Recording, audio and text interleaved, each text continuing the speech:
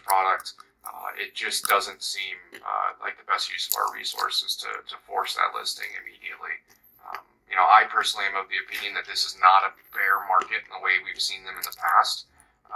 So I don't think I think a lot of people in the community might look at this and say, oh, the ship has sailed. Like, we're going to have to wait 4 years until a bunch more listings come. I don't believe that's the case. And I certainly believe that the way Bird is progressing, it won't matter by the end of this year what the market is doing.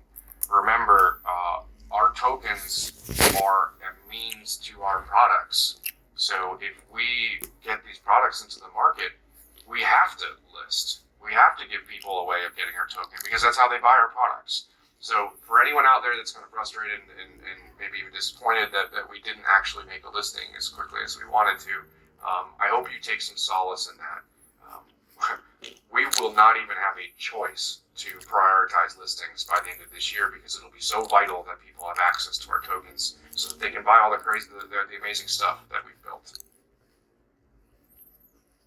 Sounds good to me. So this one we talked about a little before the call here, and I'm just going to touch on it quick and then we'll go forward.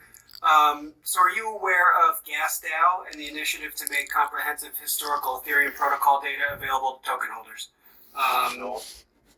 No, I'm not, but I'm very interested to look.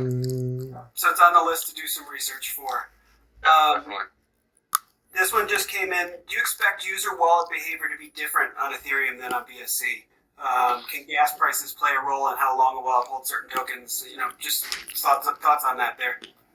I do think that we're going to see different behaviors. I think there are going to be broad overarching patterns that hold across all networks. But I do think that we're going to see sort of idiosyncratic patterns within individual networks because even let's just compare BSC and ETH, right? Like anecdotally, we know that underlying those two networks are very different user bases.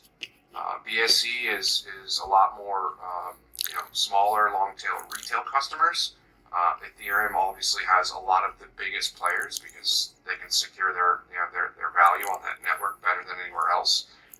So we're not at a point where we can really talk specifics, but I'm really looking forward to when we can. I don't think there are a lot of there's a lot of research out there that can answer questions like that, and I think Bird is going to be the first to start putting that information out into the world. So really interesting question, and I think we're going to start being able to answer it very soon. So next one, and I'm not sure quite what they're referring to.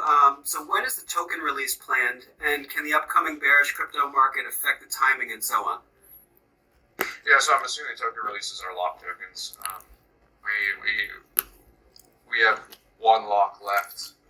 It's all on T-Finance, by the way, so anyone can go look. But we have one lock left, and it's probably got about 4 years on the clock.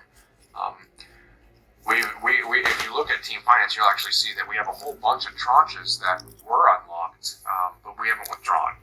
So you can see, the sort of treasury out there is largely untouched. Great. This one just came in. Did the team think about audits with Certicay or QuantStamp? Yeah, so I didn't keep track of all the people that have audited us, but Certic, I could have sworn was on that list. Listen, at the end of the day, I will tell you one thing. Brand recognition in the auditing community is not what you think. Certic's a great company. QuantStamp as well. There are other auditors out there that don't have the name recognition that have just absolutely outperformed. So some of the names that you've seen in our auditing, you may not have the recognition. We've had excellent results with them. In fact, we're working with a Chinese auditing firm, and it's really impressed us.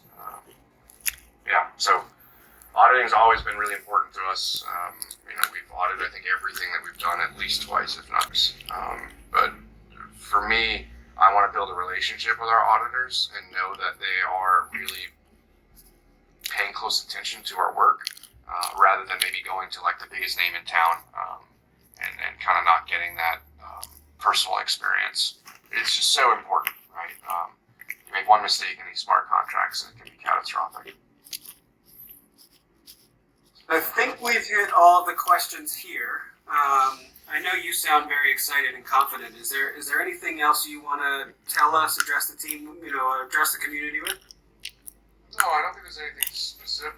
No, I mean, listen, at the end of the day, we are right there. Feel it in my bones. We are right about to just absolutely blow up. And this is not necessarily even just what's sort of coming from my mouth. A lot of people over the last couple of weeks in the incubator program literally just say, like, how the hell are you guys this small based on what you're doing? And I think the answer to that is really simple. It's like, we're a team of engineers. We have heard your feedback loud and clear, and we have learned to start also being a team of marketers. But we're team engineers. We've been quietly building something that is just going to absolutely surprise the world. And we're really close to doing it. So, I'll kind of leave it with, I really appreciate all the support that you guys have given us over the past year. You will be rewarded for that very, very shortly. I really think Burn is about to make a big splash in the crypto community. So, thank you everyone for joining. We want to keep doing this thing on the regular. It's a really nice way to have an intimate interaction with the community, and you guys have been super engaged with all your questions. So, for as long as you guys keep showing up and you keep asking good questions, we will be here to have these conversations. So, Lou, Eric, Jack, anyone on the team, I don't know if you guys have any parting words, but that's all for me. Yeah, I just want to say. Oh yeah. I'll go first. Thank you all for showing up. It's been showing great support for us, and I hope to see you all again on next Fireside Chat. You'll have more amazing news, and please say thanks to Dan for spending his time. All right, thanks guys. Yeah, thanks to everybody for joining. It really is great to share in these discussions with the rest of the community, and I mean, I hope everybody's as excited as I am and the rest of the team are with some of the stuff that you've been seeing. And oftentimes we're just burying our nose to the grindstone getting work done. So and I think that the community mods, Eric and Jack, Owen, Stan, Emmanuel, everybody, Shiv, everybody's been really helping to keep the community warm and engaged, and helping to answer any of the questions that have been coming up. So I want to thank everybody on both sides, on the community side and on our team, because it's been a grind, but it's been the rewards are starting to pay off dividends now, and we can all start to see it and feel it ourselves. Right. Well, I hope everyone enjoys their weekends, and again, appreciate the support, guys. We're so close. We are so close. Awesome. Thanks again to everybody for joining. Thanks, everybody.